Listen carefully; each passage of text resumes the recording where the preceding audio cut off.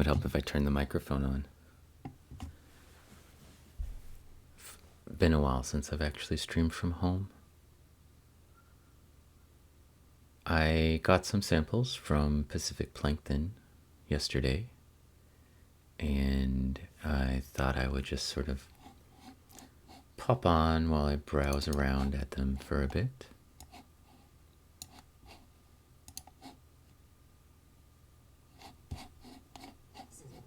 Oops.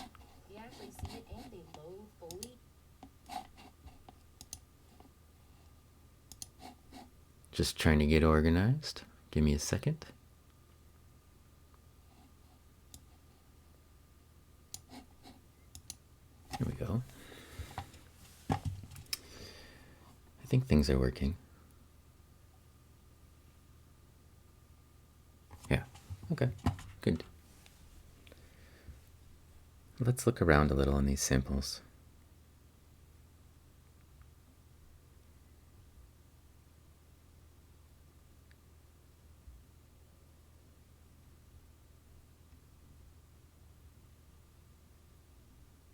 Some really neat Chaetoceros.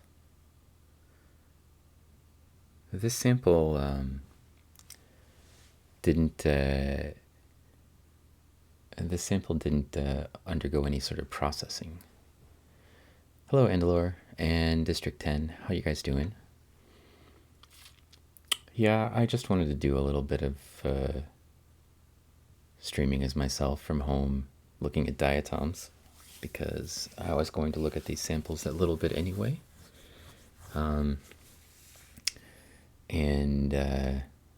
I don't know, I guess it's a little easier to stream when I'm not trying to figure out all the controls to a cartoon character at the same time. So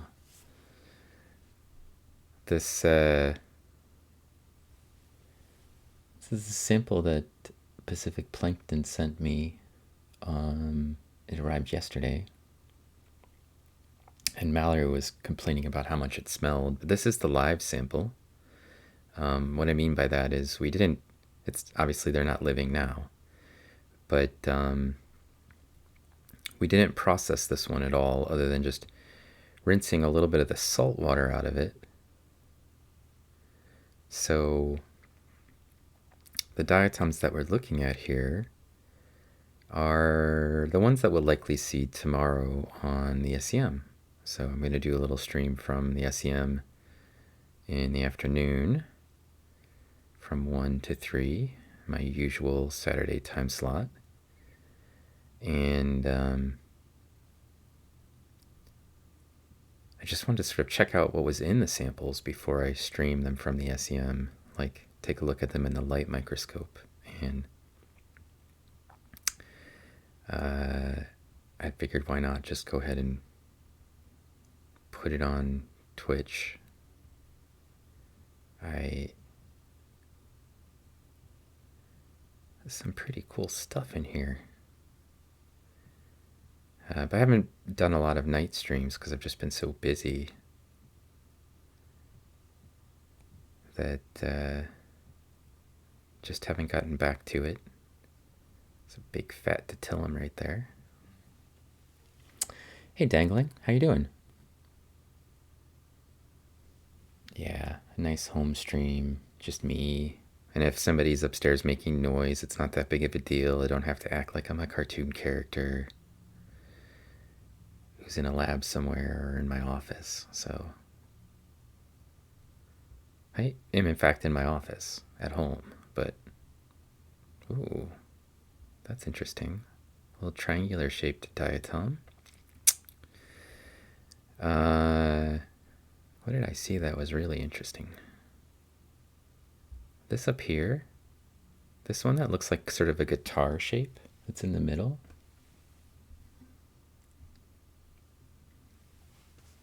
In here.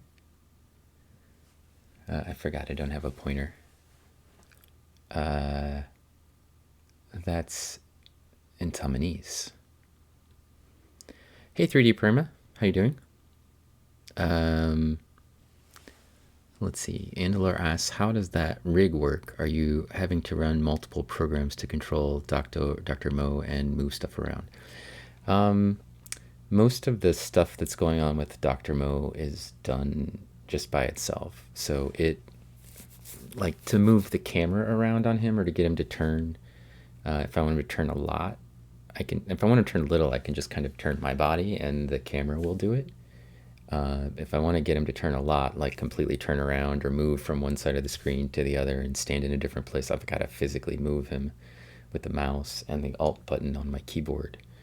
I don't know if you can tell from the stream, my keyboard's also kind of loud, like it's brand new. But we got another keyboard that came with the actual rig when we bought this new computer, and it's got spring-loaded keys, so put it someplace where I can type without messing anything up, so you can kind of hear it. But it's like super clackety, clackety, clackety, and I have to switch out the keyboards because this one is so loud I can't even push like the space bar to advance a slide without it like making a super loud noise. I'm trying to, I guess I could just open Word. So it's like, right? It's basically impossible to click through buttons without it making a bunch of noise. So super annoying, but hey Tiffany, how are you doing?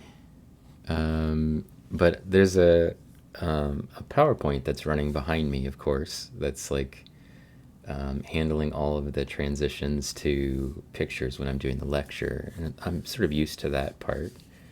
And then the microphone sort of picks up my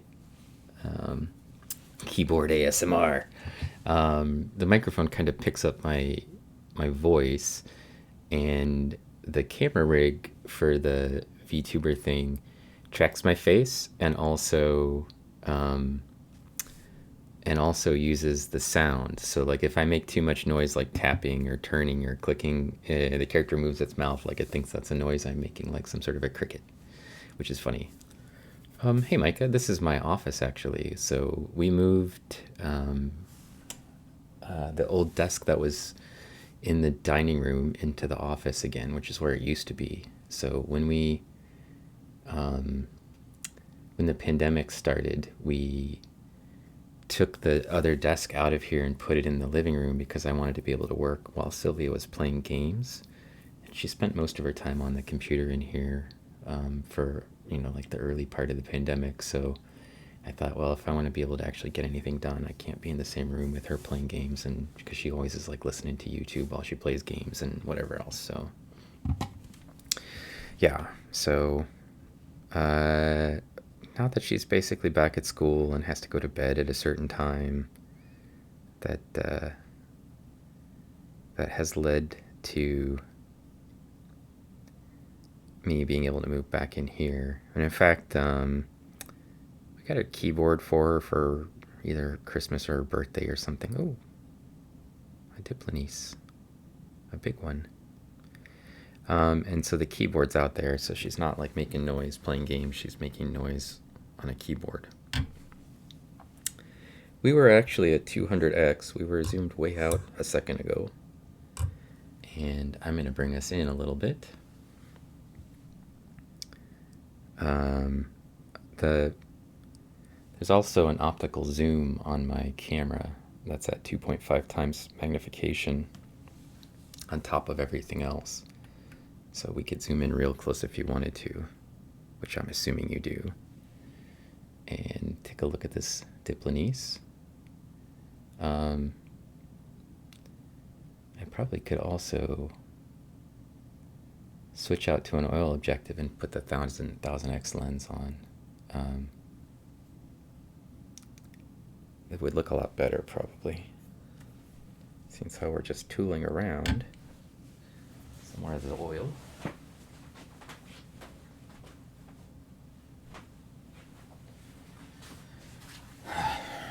Anyway, it's nice to not be a character all the time when I'm streaming. It's stressful.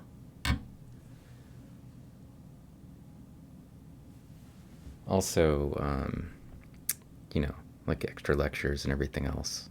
My week goes by really, really fast. Here we go. Let's see if I could make some adjustments. Let's see. I want to zoom out though. Here we go. Better. Also, it seems like we're a little, not quite in the center when we're in the center. Here we go. Well, we saw this diatom on Pacific Plankton Stream the other night, the Diplonis, and I think it was exactly this species actually. Hey Bon Bon, how's it going? This I think it was exactly this species. Which is kind of cool. And here's a bunch of skeletonema. Oh, hang on. Things are going to look better here in a second, I promise. I need to make some adjustments.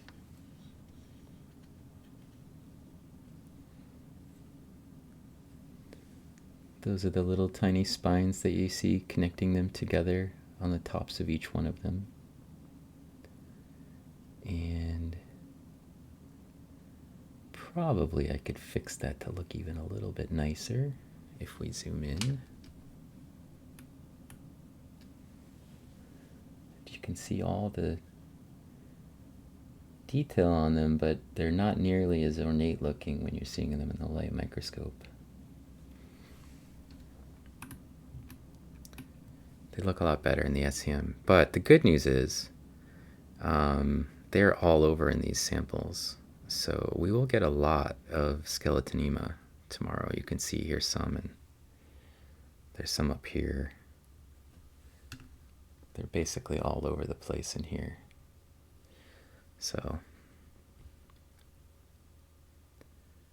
we ought to be able to do a pretty good job of finding these tomorrow on the SEM.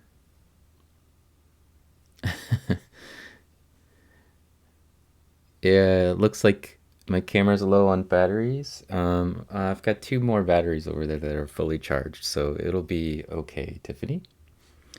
Also, this is the original Olympus battery that came with the camera, and so it tends to last a long time even though it's low on power.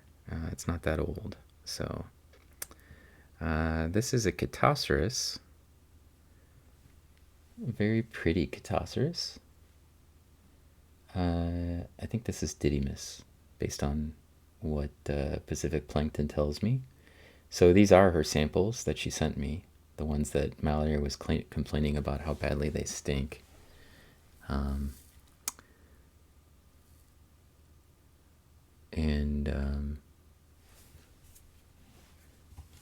So if you caught Pacific Plankton's most recent stream, it's probably a lot of the same species that she had on there. But we're looking at them in at 1000x instead of the way she normally looks at them, which is like 40x, right? Or 20x even a lot of times. So we're a lot closer. There's a silica flagellate. And here's some of those. This is a Cocinodiscus right here. This is Perforatus. And let's see. I can zoom in on that a little bit, I think. Oops, so I can get the controls. I think we saw these on Pacific Plankton Stream, and they just look little flowers for her. But you can see they're actually pores with little tiny openings on them. They look all transparent. That's because they are transparent. That's how the light gets in. They need to have transmit light. They need to be able to transmit light because their chloroplasts are inside their bodies, and that's how they get their energy. These are samples that I've mentioned. I didn't process them, so they have actually a greenish or golden hint or hue to them. You see that? Sort of like brownish gold color. That's actually the chloroplasts. So they degrade a little bit before they got to me, and that's probably why they stank so bad. But some of them still have their chloroplasts, and we mounted these in a special mounting media that makes them look a lot better. So that's another advantage to prepared slides like these, that makes the optics look so much better. So they look better because the media that they're in is sort of a resin. Oh, hey Rams Reef, thank you for the cheer. Thank you very much for that. And Mama Bon Bon, hello. So they look kind of like much better because basically they're mounted in a mounting media that gives them very high refractive index, and so it's built basically for diatoms especially, and things that are silicious. So all of it basically looks really, amazing and detailed because in water you don't have the same refraction. The refractive index is basically makes it look kind of blurry around the edges of things a lot of times. And if you spend a lot of time using NAFRAX and looking at mounted slides, sometimes looking at stuff in water is like painfully challenging because it looks so terrible to you. It never looks like it's in focus, unlike these. So this is Thalassiothrix, and that was a Cattosaurus back there. And I was kind of hoping we saw these giant Stephanopixis the other day. Ooh, that's a cool one. I think that's a Thalassiocyrus weisflogii, or something close to it. I think that's also a Thalassiocyrus, but a different one. We saw some giant Stephanopixis on the SEM on Wednesday, and we'll be looking at some of those samples, but we'll have processed versions of them. So the ones that we looked at on Wednesday, we'll put on the SEM tomorrow, and but we'll have the processed versions, so we'll have none of the organic matter on them. So they should actually look really good on the SEM. And I'm looking forward to seeing those cleaned, because it's hard to find, for some of these, it's hard to find like the really pretty, very clean surfaces when there's a lot of organic matter on them. And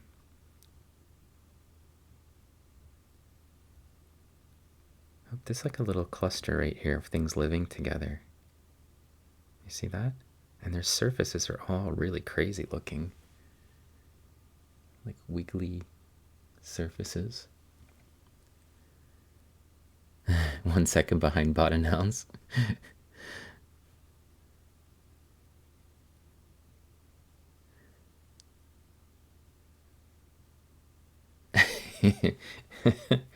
That's funny.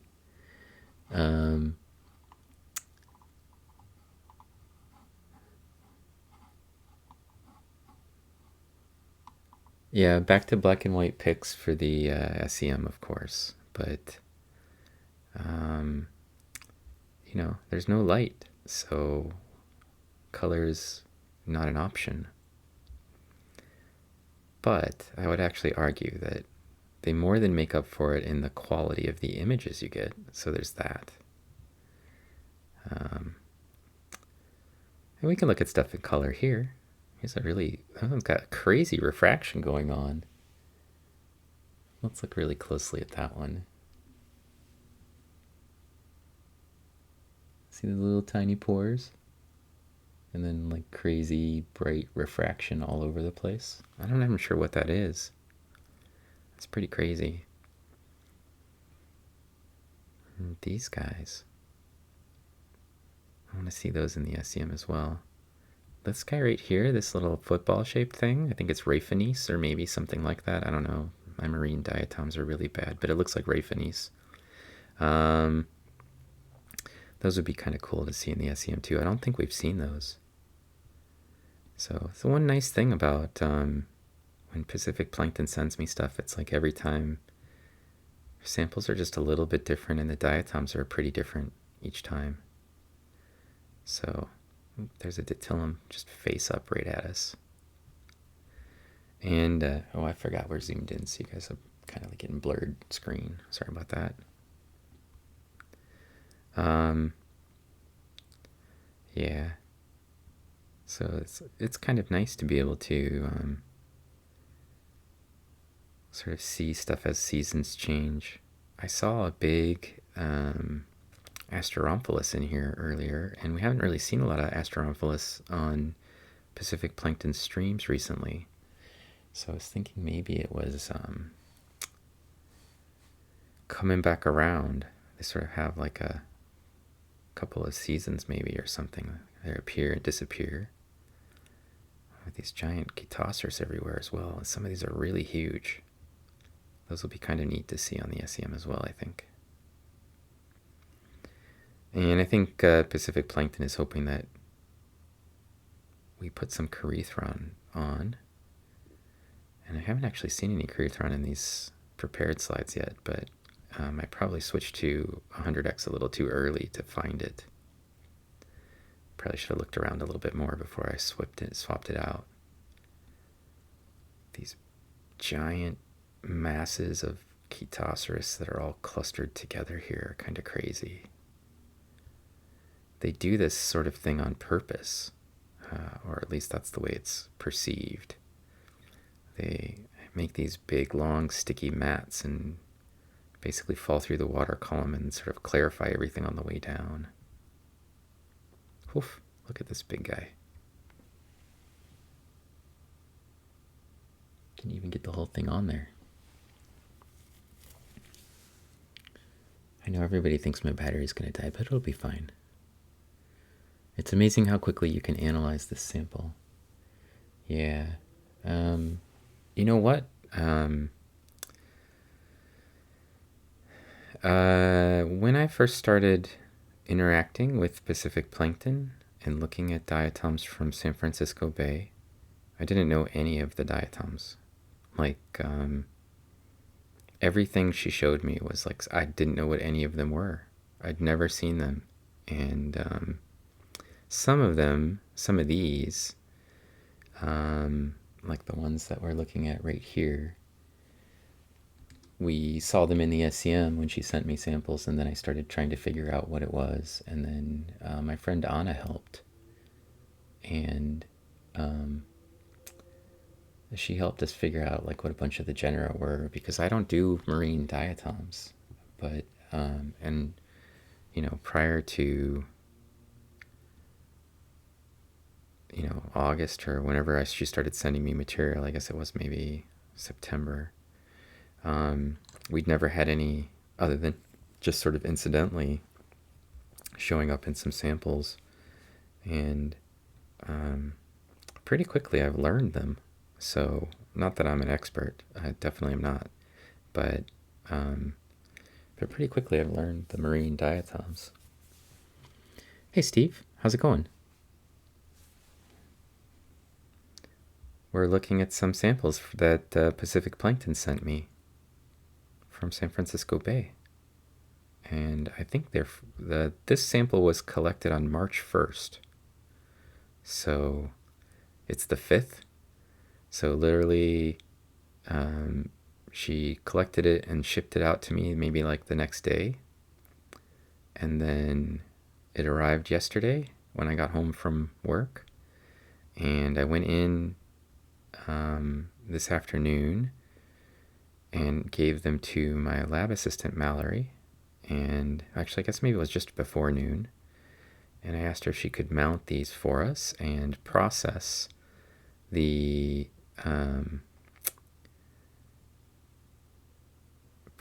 process the ones that so we could look at them for tomorrow. And so she started them boiling in nitric acid, and then she had to leave. So I went into the lab from like 4 to 5 and finished processing them and prepped some stubs for tomorrow. So we should have a full set of processed and unprocessed samples from the last couple of weeks. So.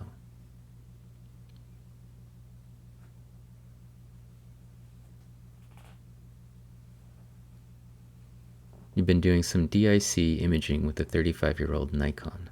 Yeah. You have most of these in the Monterey Bay. This is Pseudonychia, by the way. You can see that from the way that they're joined together. And like we can zoom in and see them. They sort of overlap with each other right there. The two valves are joint or connected at kind of an angle. And this is why I had Mallory mount some of them without doing any digestion. I wanted to have some of the diatoms in their life positions, so the chains would be together and the diatoms would be sort of held together a little bit by some organic matter. And you can see that the skeletonema, which will probably be, the skeletonema probably wouldn't be separated anyway, because they have very tightly interlocked spines. But some of the other things that we've seen are in life position only because we didn't digest these samples. And then I also have some samples that are digested that we made slides and stubs from so that we could see them without all the organic gunk on them. But for example, this diatom is Eucampia right here. And you can see it's very lightly silicified. And this chain probably would have fallen apart, and maybe the whole thing would be dissolved if we digested it. So what objective are you using for close-in work? Yeah, I'm on the 100x oil immersion objective on my microscope right now. And then my camera has an optical zoom on it. So we can get a lot closer, but it's just magnifying the image, it's not actually improving the resolution. So, but you get a better sense of what it would look like in the microscope if I zoom in a little bit. Like it kind of looks like this in the microscope in terms of quality. I can see all of that detail in the microscope, but when I'm zoomed out, the camera doesn't resolve it as perfectly, I think. So it's kind of neat to be able to zoom in like that and give you a view that's a lot more like my view in the camera. So you can see here's another example of why we don't process these diatoms. So those are a little chain of, I think, Thalassiocyra, and they have sort of a thread that connects them all through the middle of each one of the valves. And like a string of pearls, basically, are a little necklace of diatoms. These ones live in a very lightly connected colony. And if we had digested it, that colony would fall apart. So you'd have a harder time recognizing what it was, because you wouldn't be able to tell that that's how it was living. So I don't really do that very frequently with freshwater diatoms. I usually just process them and move on.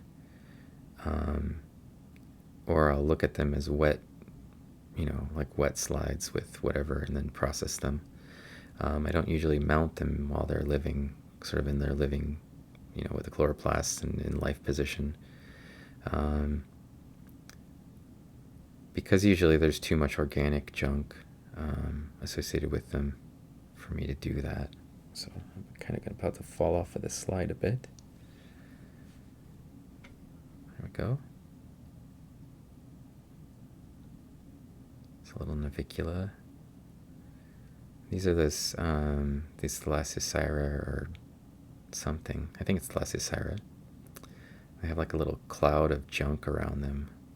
We've been seeing that pretty frequently. There's another thalassocera with a little cloud of junk around it.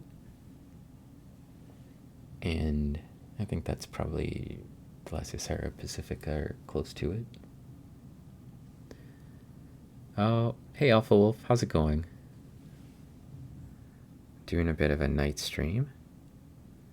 I don't want to just do day streams, although I really kind of prefer the afternoon streams because in the evenings, my house is a little chaotic and I'm usually trying to write lectures and whatever else. But I'm done with lecture writing until at least tomorrow. so, so there's that. And I actually kind of like just sitting on the microscope. It's a good way for me to unwind. But I was doing streaming earlier as my VTuber character, Dr. Mo, and I didn't get a chance to look at these Diatoms slides that I'd made earlier in the day, so here I am, streaming again. Really streaming as myself from my office is pretty relaxing usually. It's just like talking to myself basically, which is fine. And then periodically looking up to see what people say while I'm busy talking to myself. So thanks everybody for hanging out with me as I browse around in these samples. I mean, I know you're thinking that I'm streaming for your benefit, but I'm mostly streaming so I could look around at stuff and see what's in these.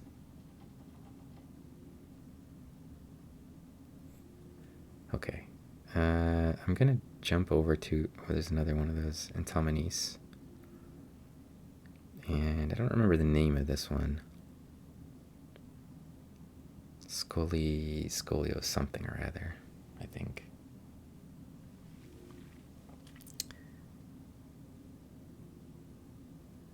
Tiffany says, for your information, for anyone who might be interested, many libraries have microscopes you can check out. Yeah, I don't know if our library has a microscope you could check out. I have so many different kinds of microscopes that I have access to. This one that I have at home is actually my lab's microscope, and then over there on the floor I actually have another microscope, an old one that that I actually own. That's mine. Well, it's my family, so we all own it together. But and then we have a bunch of little ones that are just have screens instead of eyepieces and stuff that I use for students. And I brought them home, and I think I took that. I think I took the one that we had around here back to school, so we don't have that one here anymore. But and then we have little pocket microscopes that you can get. They only cost like $4 or $5, and you can see a lot of stuff in those tiny things. Maybe they only have like a 20x objective on them or something, but I mean, for a piece of plastic that costs $5 or whatever, you can actually see kind of a lot. Hi, Pacific Plankton. Guess what I'm looking at today? Looking at these slides I made for you from the stuff that you just sent me. So the turnaround on these things is pretty good. Yeah, just ignore the flashing thing at the top. The battery goes out, I'll just put another one in. It'll be okay. Right, so this is from March 1st. Sorry about the bright light. My camera needs to figure out what it's doing here. Here we go. I gave it a little bit of help. Yeah, so these are from March 1st, and we've already got them into slides. Here's one of those big colonies, odontelloids. I hope one of those are actually on the SEM stubs that I made, because those are really gorgeous. And I hope it's not covered with other stuff. It's like out on its own, where I can get a cool picture of it. Looking forward to that. Yeah, so 2 streams in one evening. One is a cartoon character and one is myself, both from a microscope. And actually the office hours streams where I'm just looking around at stuff in the light microscope it's not actually a lot of work to set up, but the lectures that I've been doing are actually extremely time consuming because I've got to check facts and I've got to look up all kinds of information and do a bunch of research while I'm putting it together. And I'm trying to like weave in science literacy sort of into the narrative. So I'm sort of going over like aspects of how radiation works when I'm talking about radiophiles and that sort of thing. So it's a ton of work, but kind of rewarding. And, I'm catching a different audience, I guess, than my normal streams, so that's nice. I think I could probably do the Dr. Mo character on Twitch if I felt like it, but I just wanted to be myself for a little while, so.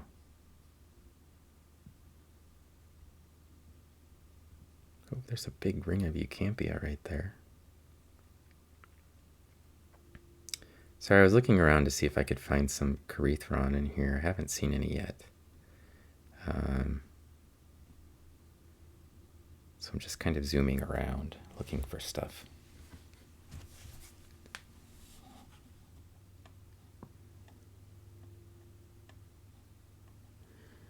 Let's see, how do we know you don't have a human filter on right now? That's a good question, Andalor.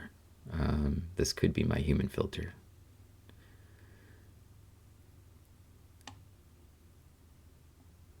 I could get enough streaming, honestly. But oh, what are these? You have new icons. Ooh, that's cool. Did you make those? Some really cool. Look at that sort of zigzaggy. Okay, well, I didn't find any Corythron, so I'm gonna zoom in so we can look at some of these things. Here's this zigzaggy Rhizosolenia. Look at the cool girdle bands on it. That's 200 times. That's 400 times. I've got to open the light up a little bit.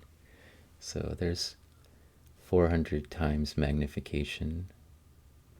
I think this is the closest that Pacific ever gets, except for when she's looking at prepared slides. And let's look at these things at 1,000 times and see how it does.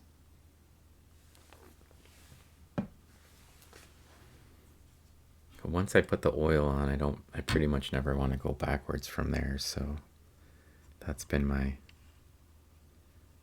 yeah, look at that. I really get a good look at those girdle bands. So this is a really long spine on the tip of this. That's Rhizosolenia. That's actually the valve face, that spine structure. And then kind of like a little pen tip, a pen cap. And the valve face ends right about here. So when you find them after I've processed them, the girdle bands all fall off and you just see a little tip that's like this long skinny needle and a little funnel. That's the whole valve face right there. And then all of these things are girdle bands. All along here, girdle band, girdle band, girdle band. So almost the entire diatom is girdle bands. And then here we are at the other end at the valve face again. This is a pretty one. Let's see, why don't we try getting a little closer? You can kind of see that the little areolae are in rows in here. And the girdle bands have sort of a quasi-hexagonal pattern to them, right? pretty cool. Daisy made the worm emote. Oh, good. That's awesome. I've been waiting to see what Miss Daisy was going to do for your emotes, because I knew that she was working on some of them for a while. I feel like you... Oh, look at that. I bet you know which one that is now, don't you, Pacific? Huh? Huh? You figured it out?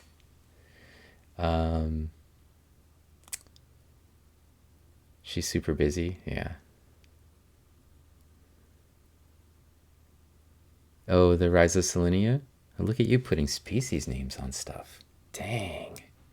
Like a real diatomist. What about this one? Huh? I'm waiting to see what you say.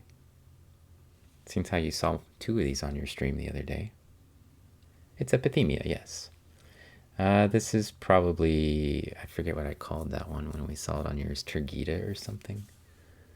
It's a really long one. It's a big boy. Tiffany says, what are the things you look for in particular when reviewing a sample? Well, here I just wanted to see what kind of stuff was in it, so we could, because I'm going to put it on the SEM. Actually, the stubs are already made for these, so tomorrow I don't even have to rush around, which is nice. I might actually sleep in a little bit, and then I'll stream from 1 to 3 from the SEM, or something like that, I think. Look at those crazy skeletonema all over the place. And then, yeah, so I really just wanted to see what sort of things were in these samples. So here's the Stereonelopsis next to a skeletonema. When I look at my own slides, when I'm trying to analyze them, or when I'm just trying to, I usually am just trying to check the quality of them, unless I'm actually analyzing them to count them.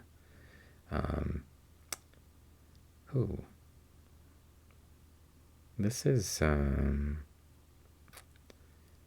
think, Stenopterobia, or maybe it's the Nitzia sigmoidea. I don't know. I'm a little torn on that one. Oh, look, I found a giant Asteromphalus. It's a pretty one.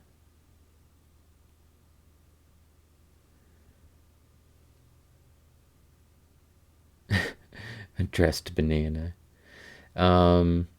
So when I'm looking for stuff and, looking through my slides, it's mostly looking at the quality of them. I want to see if their diatoms are visible and the concentrations are suitable for counting, and or in this case, I'm just trying to. It's Wednesday. She wants on the stream. She's mad because I closed the office door. Or I actually am counting diatoms. So to analyze them, normally what we do is count somewhere between 300 and 500 diatoms, well, valves, not actual diatoms, to try to quantify the abundance, the relative abundance of different species. So, oh, a new follow. I had a whole stream on, oh, look at this one. It's, what's that species?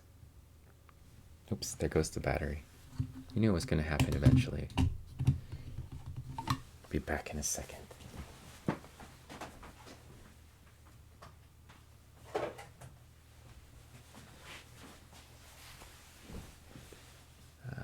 See, it won't take long. And we'll be back in operation.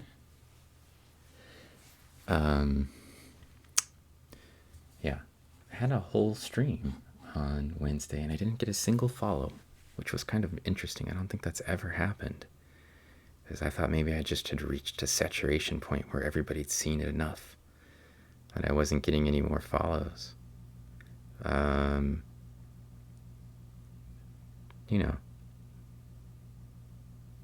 People just get tired of it probably after a while. Always the same, looking at diatoms or something super small, zooming around in a tiny world.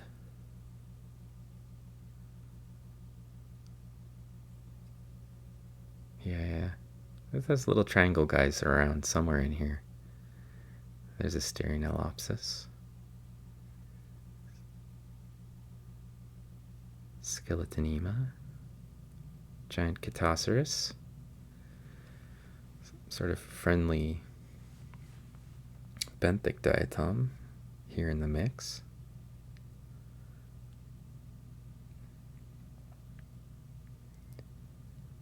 The Pseudonytzia. There's a Paralia right there. That's what it looks like on its side.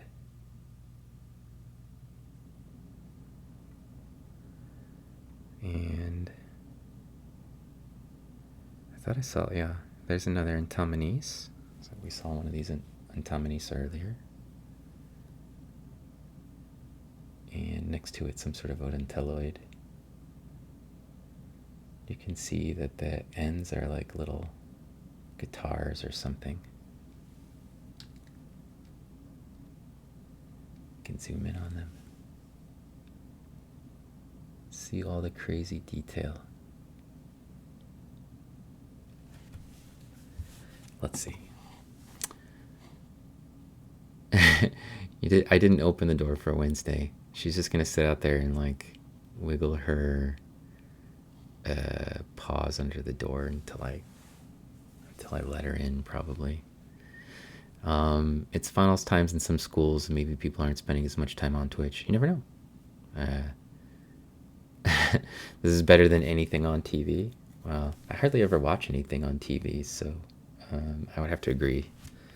But I'm also super biased because, you know, they're diatoms. I could look at them all the time. I never get tired of them.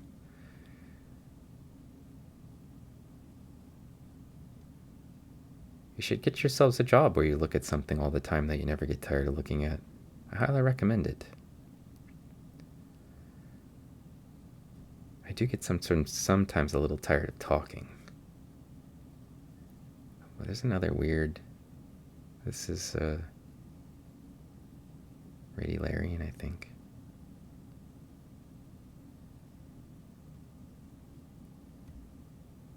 It's like a clump of. I got all the sand in like one. Somehow Mallory put all the sand in one spot on the slide. Came out in a giant clump, apparently.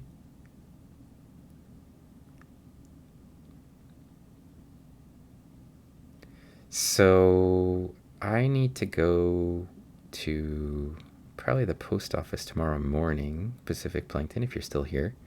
And I'll probably ship out a bunch of these to you. I think I made. Oh, I may wait till tomorrow afternoon because I made some more slides. They're the processed versions of these from March 1st. And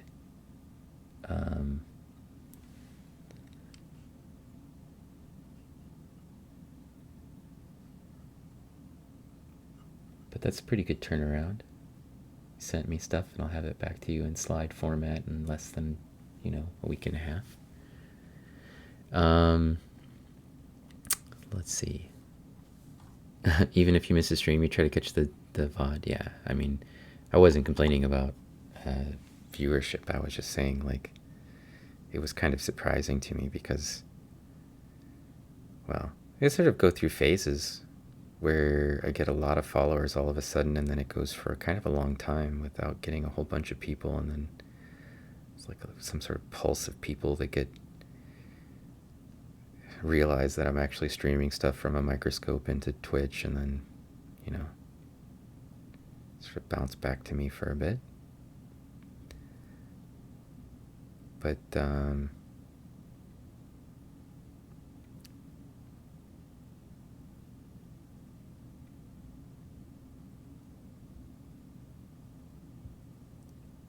the small artisanal streams, you know, they're always the most fun to do. You can kind of interact with everybody. And,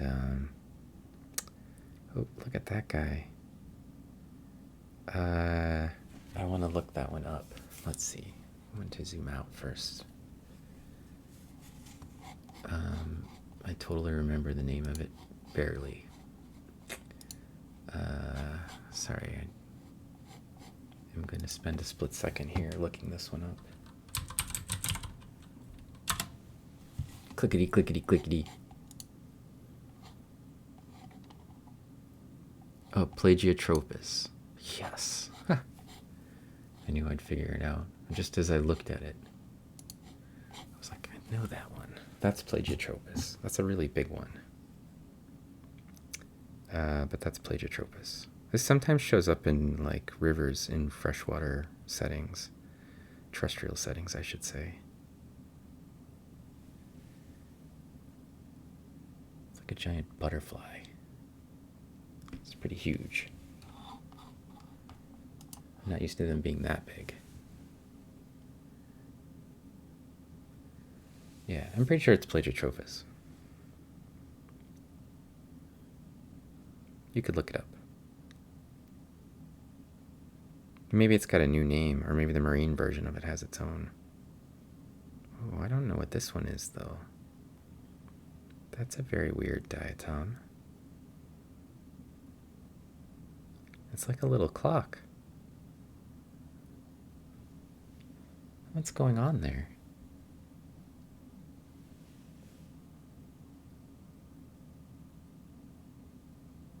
Neat.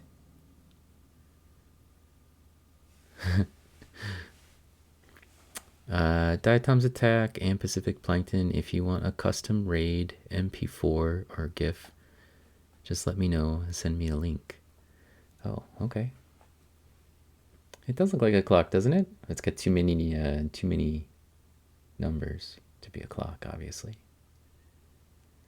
But I don't know what that is. I mean, I don't think it's just like the Thalassiosira or something. I think that's something really interesting.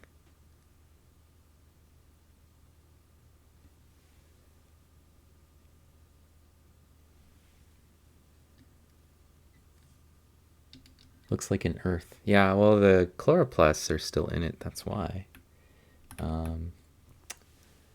But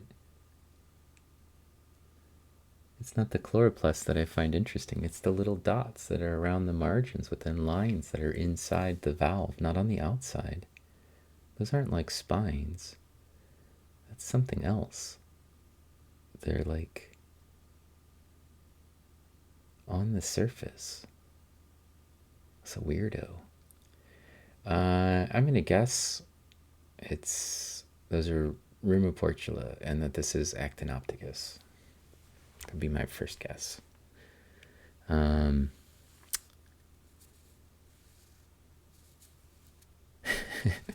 Diatom clock says 11 blah.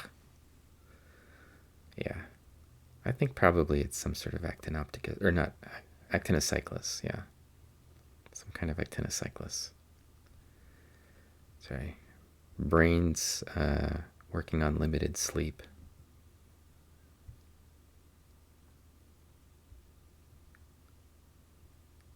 Not as functional as it normally is.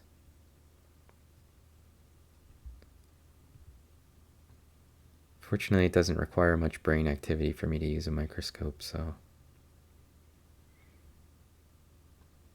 this little cluster of things live in a cloud of junk.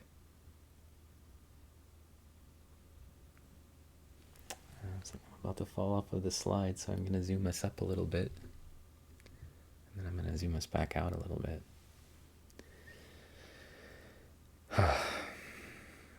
Yeah. That's, I think, Paralia. It's like I went back into the pile of rocks. They're all right in the middle of the slide. Got lots of rocks in this one.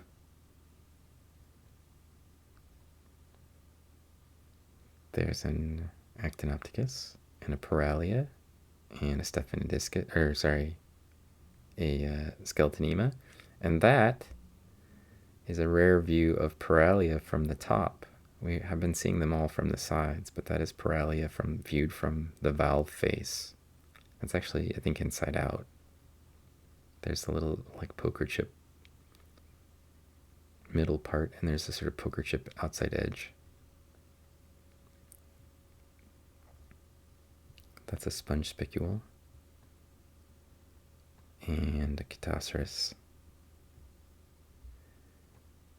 I swear I saw a Bacteriastrum earlier as well, like a big colony of it still together, but I think it was in a slide I haven't showed yet. So there's just rocks everywhere in this sample. It's like, you know, ooh, look at this thing. What is that? Something in girdle view, probably an Ecnanthes. You know, when you're making the slides, you have like a little pipette, and as soon as you hold the pipette upright, it starts like settling, you know, heavy stuff goes to the bottom, and the lighter stuff basically is still working its way through the water. And so probably she just like got a big pulsar clump of it that came out all together because it had settled to the bottom first. So it's like I could probably figure out which one she made first, like which slide she made first, based on the grain sizes of the debris in them.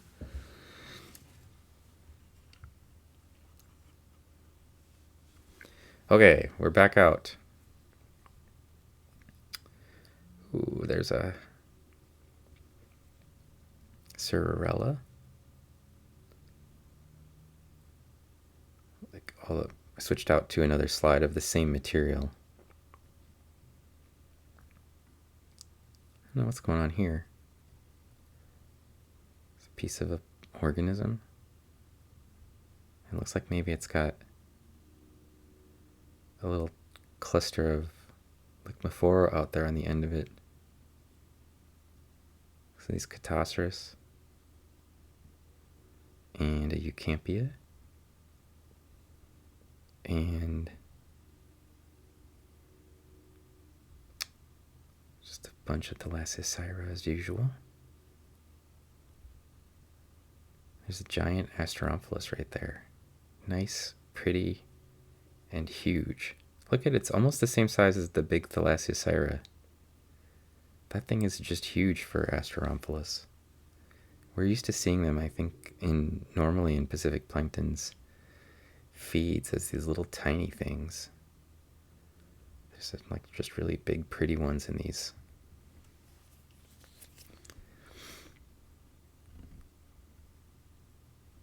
There's a Bacteriastrum. That's like a colony of them right there.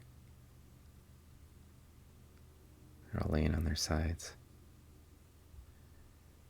Look at this guy. That must have been a giant diatom. Did not make it.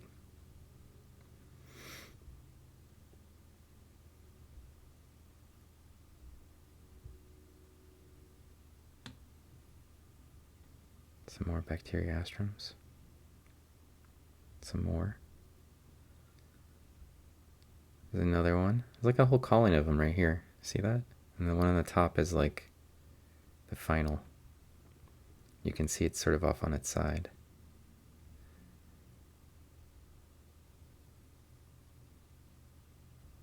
There's another giant Asteromphalus right there.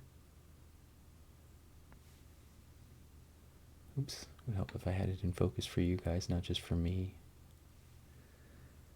And then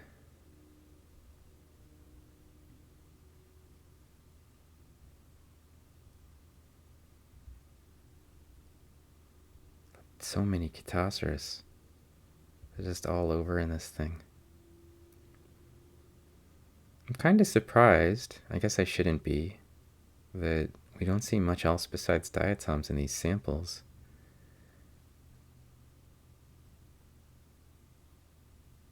looking around in here, the organic stuff just decays super fast, I guess. There's a little biseriate foraminifera right there. And look at that monster-sized Diatylum.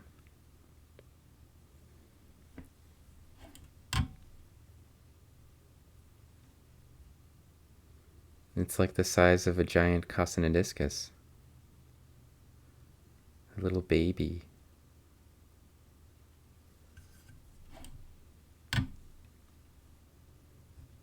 Right here. It's got a short little spine relative to the size of its body, which is enormous. Oh, sorry. I haven't been looking at chat very much, just been talking to myself. At least she got it all on one slide. Yeah, that's true.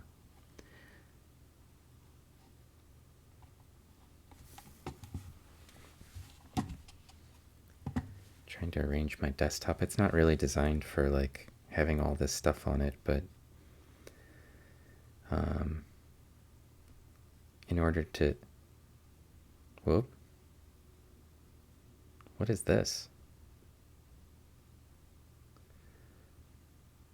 Is it a Cattosaurus? Look at all those crazy spines.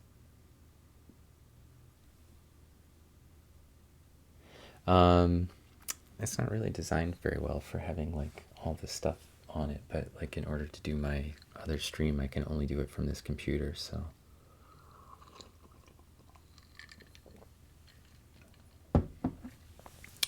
Let's see. Are these diatoms? Yes. Everything is basically diatoms that we're looking at. The samples don't have much else in them, even though they were, they were collected on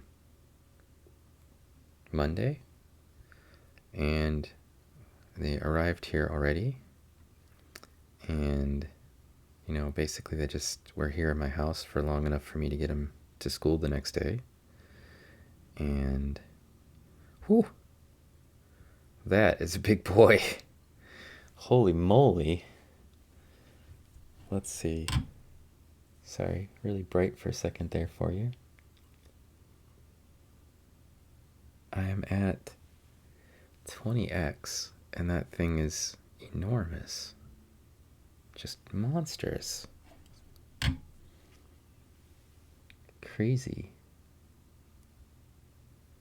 For a diatom. Let me see if I can get an estimate of the size. So that is 250 microns across, which is pretty big for a diatom. Isthmia we've measured before on the SEM at like 300. So this thing is basically the size of an isthmia, which is a benthic diatom, but this one is a plankton. Part of the plankton.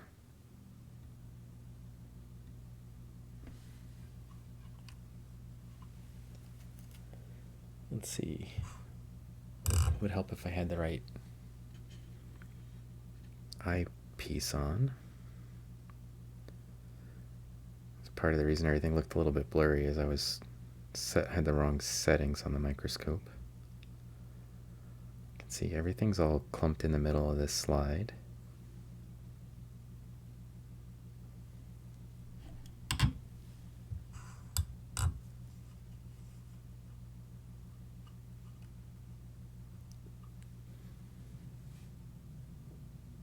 Big cloud of stuff here in the middle.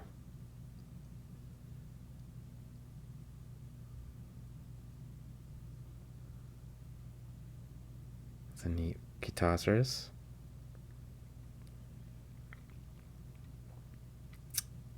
A whole bunch of Cattosaurus.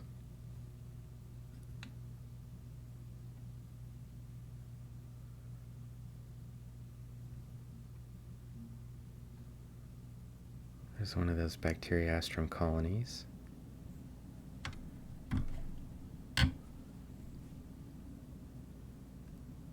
We're used to seeing them just like a weird tree-like shape in valve view.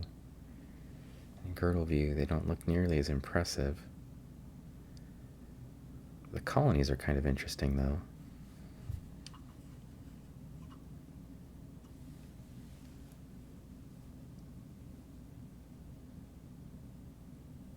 Look at you putting names on stuff. Dang, Pack. Yeah, it is pretty interesting to see the variation in size. So some of these diatoms are so small.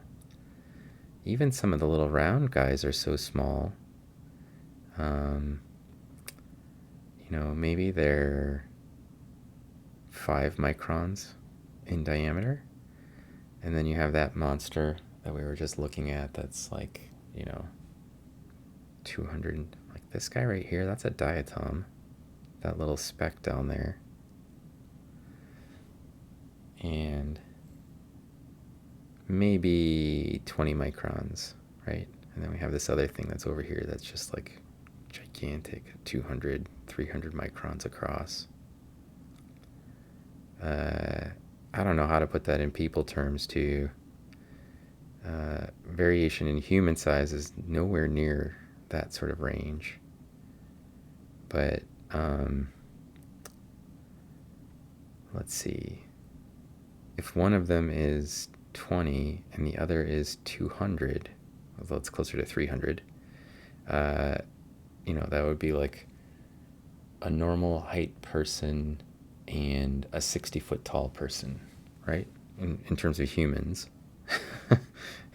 So, I guess you could imagine that from some sort of monster movie, right? That's kind of the Attack of the 50-foot tall woman kind of range. But some diatoms can be as small as 2 microns. So that would be like a 600-foot tall human next to a normal human, which is kind of crazy. Probably a good thing humans don't have that sort of a size range. Oh, that's a pretty looking one. That's an Actinopticus, but it looks really interesting in the... I can't really get it completely in focus.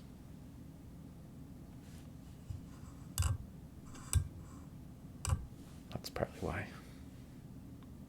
Now it's in focus. For me, although could look better for you guys. Here you go. It's, I think, just Actinopticus seriens, but it's both valves, so it's got that cool color to it. It looks like blue and brown. Hey, Inexit, how are you doing? Let's see. I remember you said something like they are set when they split. They don't grow, they shrink. So diatoms divide and they get smaller. So the big ones that you see are the youngest ones for a species. Now, what we were talking about was differences between species. So that wouldn't be like a 600-foot tall human, but a 600-foot tall humanoid. So, yeah. What contributes to the size variance? So, for the most part, I think diatoms can vary in size. So they have their own, like within a species, size variance, which is not genetic variance, although there is some genetic variance in size between one diatom. Hey, there's a Stephanopixis right there. There is some differences in the... you can come in. Yeah, but just like, microscope streaming on Twitch. My review. Finish your review. Got it in on time before the end of the day, at least my time. Look, I got a Stephanopixis. Cool. Yeah, so there's some variation in the genetic pool of diatoms, so that not all of them at their maximum size are at the same size, or at their minimum size or at their same size. Oh, these marine ones are so cool. They can be. It's just so they're so new to me. Yeah. Well, a lot of these ones are new to me, even though we've been looking at them for like half a year now. Marine's exciting. Yeah. A rare occurrence of my wife in a stream. Also a diatomist, by the way.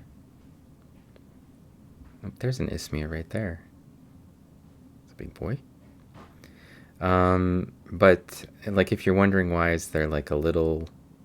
Sorry, am I zoomed in? I can't remember what I'm doing. I guess I am zoomed in. If you're wondering why like one species could be enormous and another species would be kind of small, and what's the... Oof, here's another one of those really giant ones. Like, why would they have that? It's probably because of wave energy, like in the environment that they live in, or because the big ones require more wave energy, or they're trying to, nutrients can be another explanation. Like maybe you need more silica to be giant. And another explanation is probably that they make themselves big so they can't get eaten. So, it might be a strategy to avoid being consumed, is to make yourself really big. Although, honestly, I can't imagine that diatoms... Oh, here, we saw that from way out in outer space, and now we get a close-up of it. Still not sure what it is. Like, what's this weird bleb colony? I think it's a decomposing skeleton of some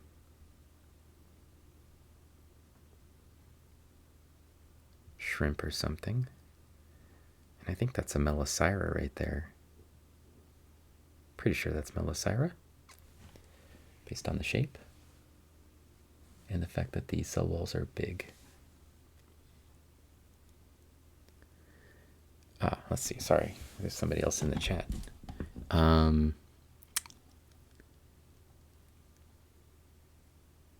until they get to their tiny limit. Yeah.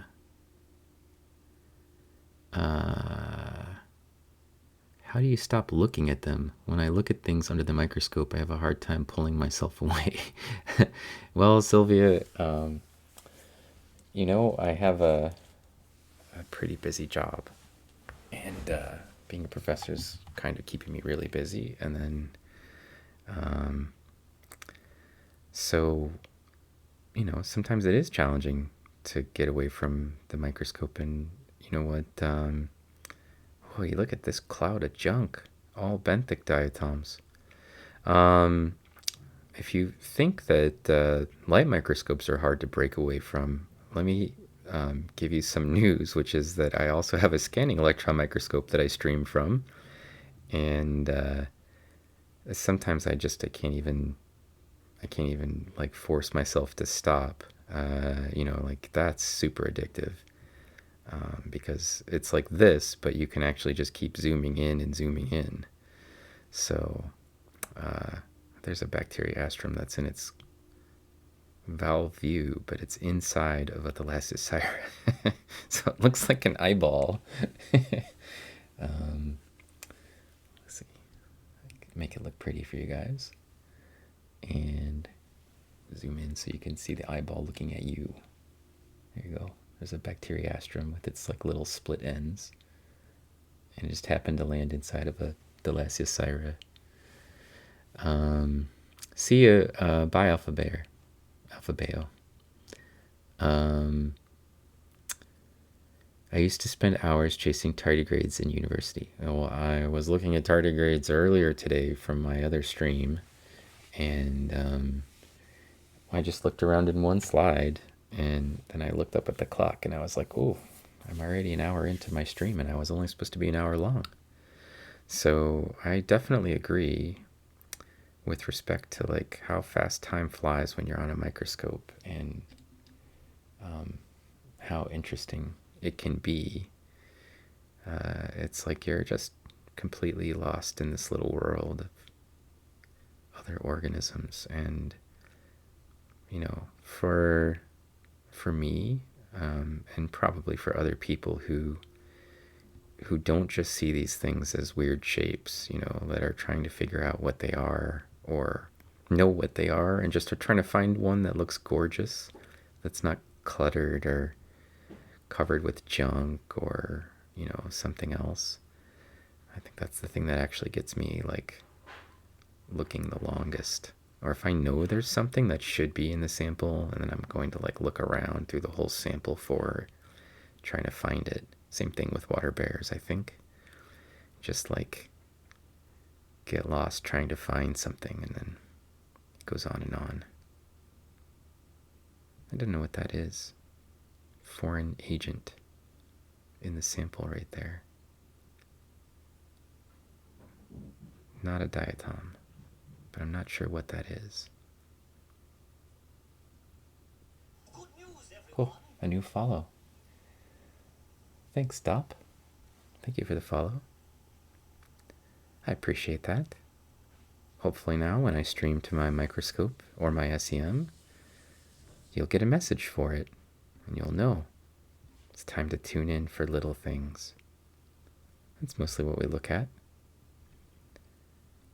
I don't think we've looked at anything but diatoms in so long, but on Tuesday of this coming week, I have an extra SEM stream that's going to happen in the evening.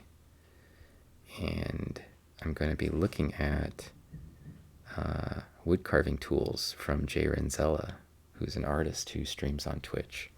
And they sent me some of their wood carving tools. So I just want to remind everybody, we'll be looking at that. I'll put it into the SEM, and then I guess I'll figure out how to sharpen it, and then I'll put it back into the SEM, so we can look at it before and after sharpening. And also I'll put a little bit, I think he gave me some of the grit. I don't remember whether he gave it to me or whether it was already on something, but I think we'll put a little bit of the diamond grit that is used to sharpen it. There's a Cerarella right there in the SEM as well. So we'll take a look at the grinding component, and I probably won't put the piece of leather in because we don't need to see leather, but that should be fun. We can take a little look at some diamonds in the SEM. I don't think we've ever had diamonds in the SEM, so I'm excited by that idea.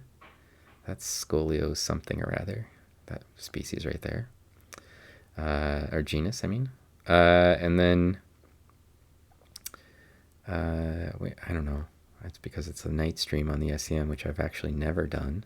I mean, I guess we've sometimes gone a little bit late, but I am planning on going in and setting it up and streaming from like 8 o'clock till 9 or 10.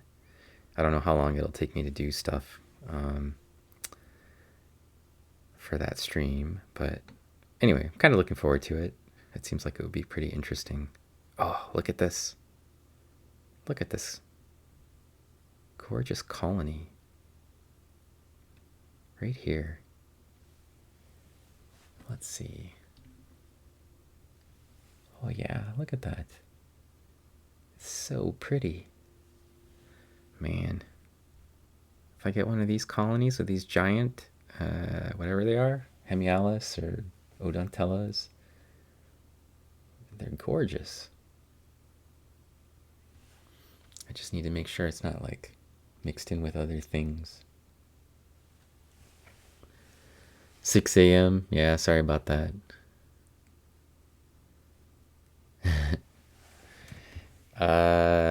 Let's see. What's the comments? Sorry. I have a chat window open that's popped out. I just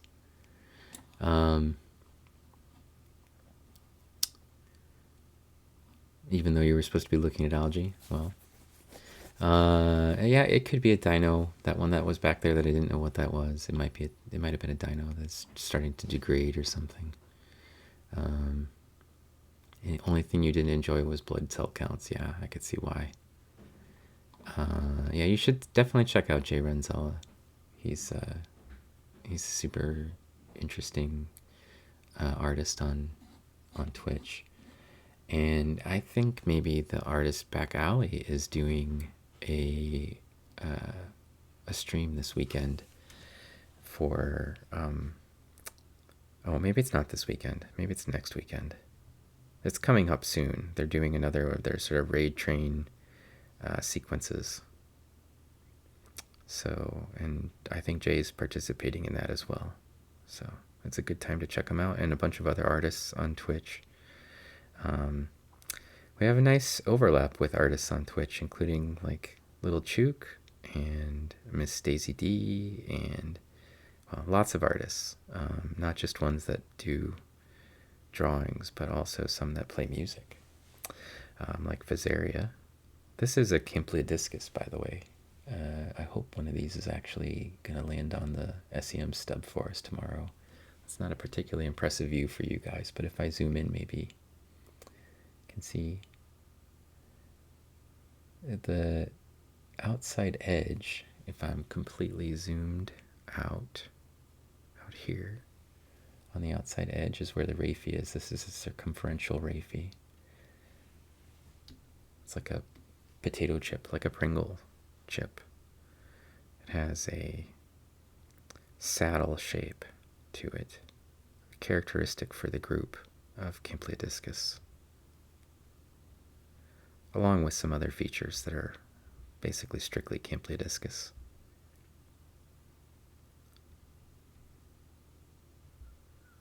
So I've been looking at stuff for a while now with just the, what are we in, 40x objective, so 400 times. Still haven't seen any Corythron in here. I don't know. I suspect that if I looked through all of the samples, we probably would find it in one of them. I don't know if it'll actually make an appearance in the SEM, though, from that. Based on what I see here, we're going to get a lot of, like, Chitoceras and Thalassiocyra. And Skeletonema, which is all over in here as well. That'll probably be most of the stuff that we see.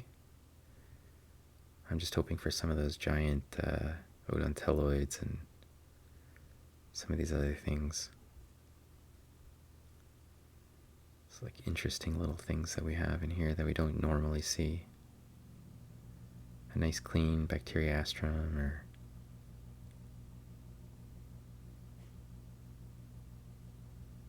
some more Stephanopixis. Something kind of cool we haven't seen in a while. A giant Asteromphalus. There's a lot of these Scolio whatever and Plagiotropis and other weird things in here. This is kind of unusual stuff in these samples.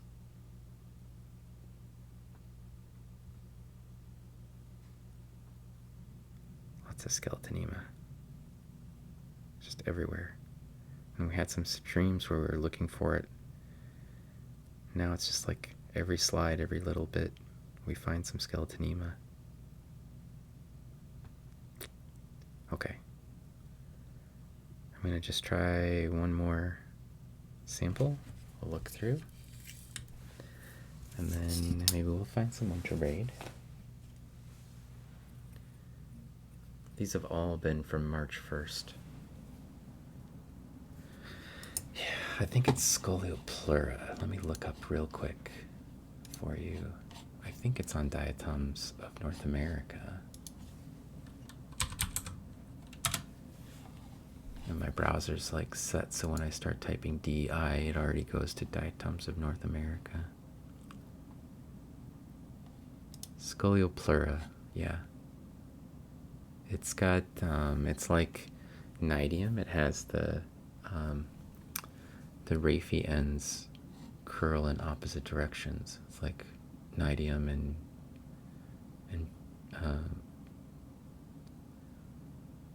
Gyrosigma and some of those other things where the raphe ends are kind of unusual.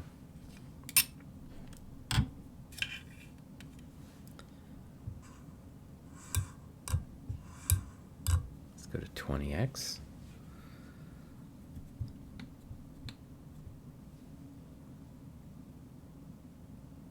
My screen's flashing at me Sorry about the bright light.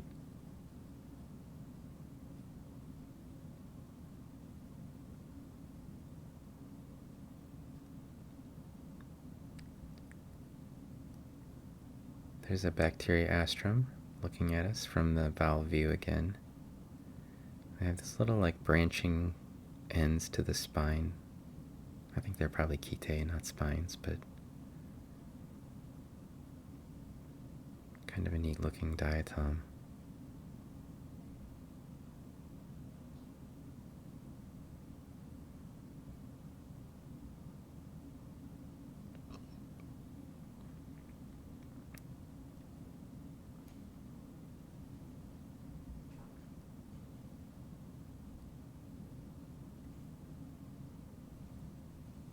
Look at that.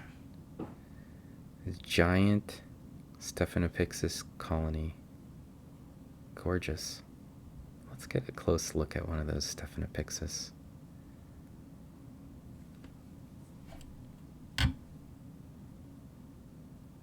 The ones that are away from the end here, that are in this field of view, are they don't have the naphracts didn't get inside the valve, so they have like a bubble inside of them.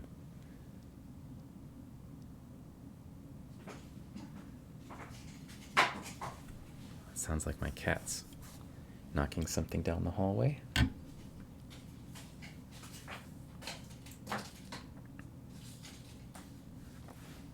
What'd you find Wednesday?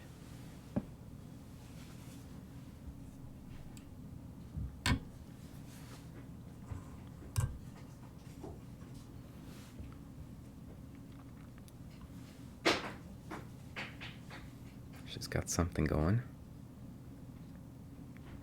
Here we go. She put like these big hexagons on here.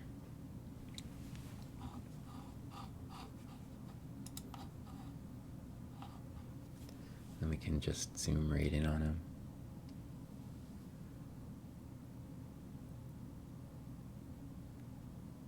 Hopefully we'll see some of these in the SEM tomorrow. They're pretty interesting. Caught some on Wednesday if you wanted to check out that VOD. There's another Entomones.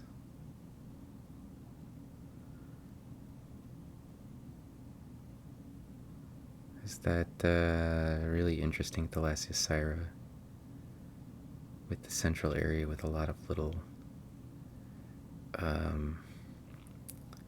central photoportula. I think it's Weissflogii.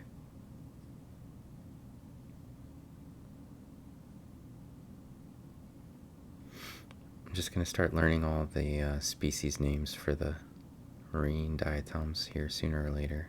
I see enough of them. I should zoom back out so you guys can actually see what's going on. That is another Campylodiscus, a big one. A couple of them actually.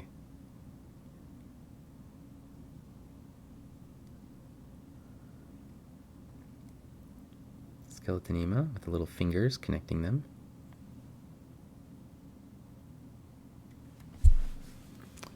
Let's see. Having some Euro-friendly time slots, sometimes at least. Well, I have them from 1 to 3 on, Wednesday and Saturday from the SEM. Those are all Euro-friendly, I think. That's like,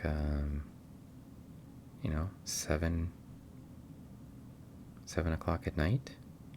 Can't be much more friendly than that without making some sort of crazy time for me to get up early sort of stream. That's every Wednesday and Saturday basically for a long time now, so those are easy to catch, I think. This one's really pretty. Probably would look better if I gave you the close-up view of those little pores. Can pinch down the light a little so it's not so refractive.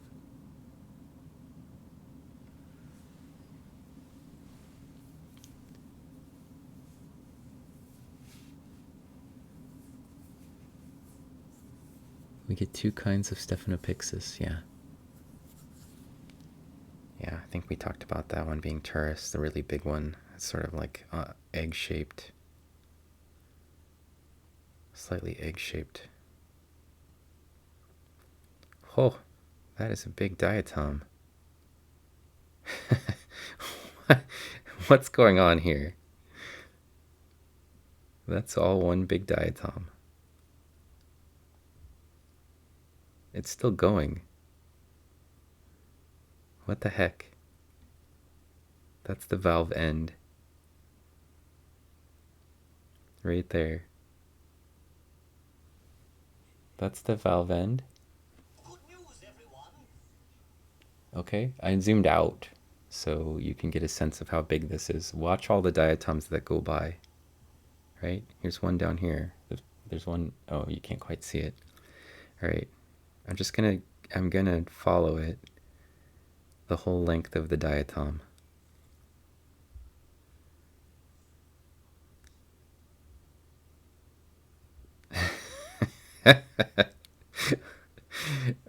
It's still going. And yep, still going. And it's still going. That is one diatom. And here it is on the other end. Holy cow. That thing is just monstrous. It goes on forever. I can't even tell you how big that is. That's millimeters. That is easily millimeters we're talking about. Like the length of that thing. Holy cow.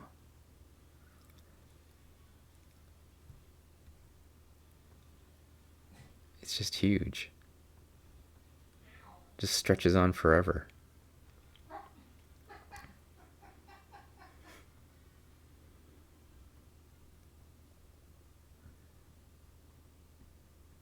It's a big boy.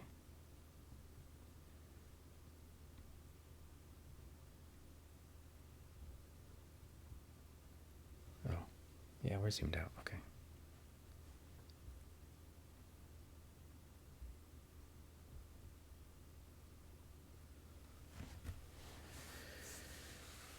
Yeah, that was a really interesting little diatom. Let's see.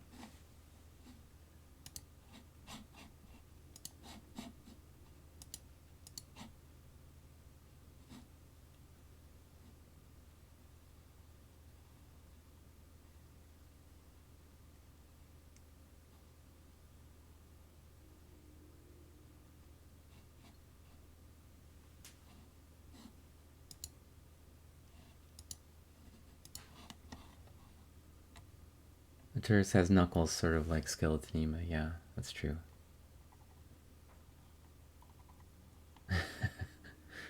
Yeah, that was a diatom and all that, yeah. You could definitely see that one without a microscope. But it's skinny, yeah. It would be like a hair, right? That one, that big long one.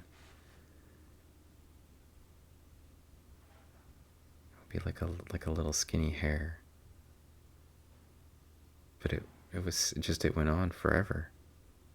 Like I've never seen anything quite like that before. This one's in doubles. It's in doubles in a little star colony. That's interesting. Huh. I'm not sure what that is. Any ideas? Pacific? Have any idea what that thing is right there? I don't think that's a diatom. I don't know what it is, though.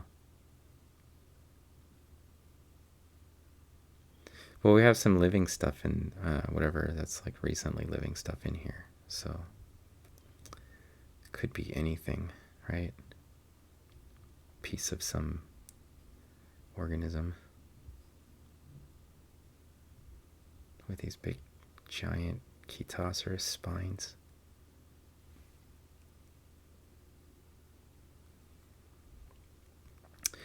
All right, well, I think what I'm going to do is ship a bunch of these slides back to Pacific Plankton. So she sent them to me. We process them. We'll put some on the SEM. Here's a little cluster of friends. And then we got them all into slides and we can send them back to her. So you might be able to catch these again when she streams, right? Well, she'll show us these diatoms, maybe some more of them.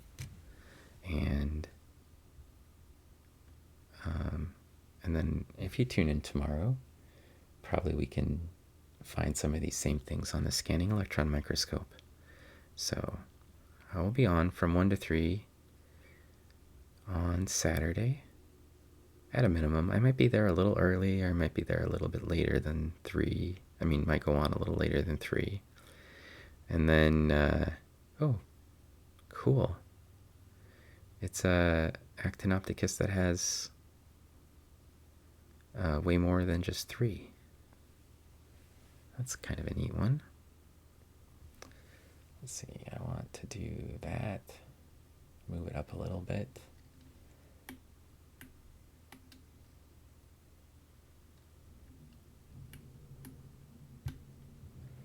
You can see at the ends of some of those elevations, the lighter colored ones, there's sort of like half circles.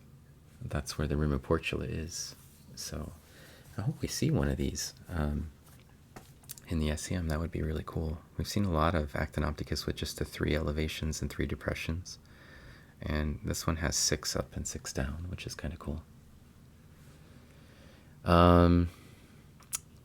Long one may be Thalassiothrix. Okay. Well, I have all the samples still. So, I mean, I could look at them whenever. Pacific, I could make, hundreds of slides. So, I don't need to keep any. I can remake them from the digested material, like, any day. So,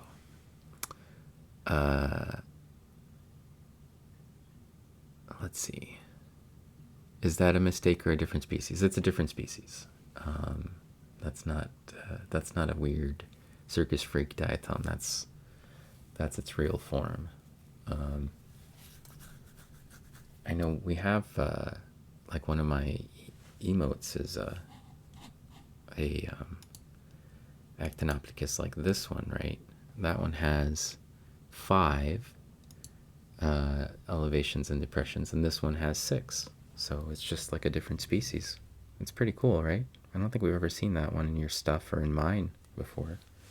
So hopefully we'll see it on the stream tomorrow. It'll be pretty cool. Okay. Let's say we find somebody to raid. I kind of thought maybe Del was going to show up. It's Friday night, right? I think Del usually streams on Friday nights. But I haven't heard him in the chat, and I don't see him listed anywhere in the people who are currently streaming. So, not sure. Oops. I was trying to see who I could raid, and I don't see very many science streams going on right now that I could chase after, except for Rams Reef.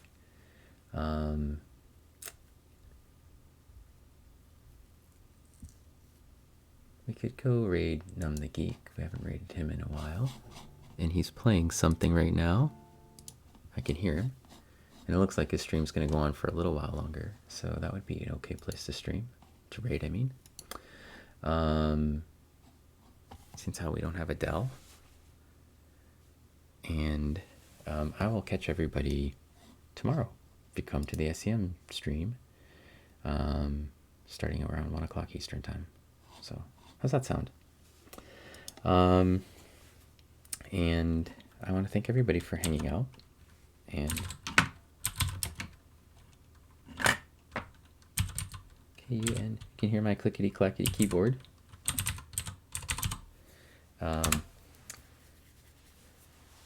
We'll go give Numb the Geek a raid, and then you can hang out and listen to him play some cool songs. Oh, thank you for the follow. And I also want to say thank you to Cool Jewel and DoppyOCL and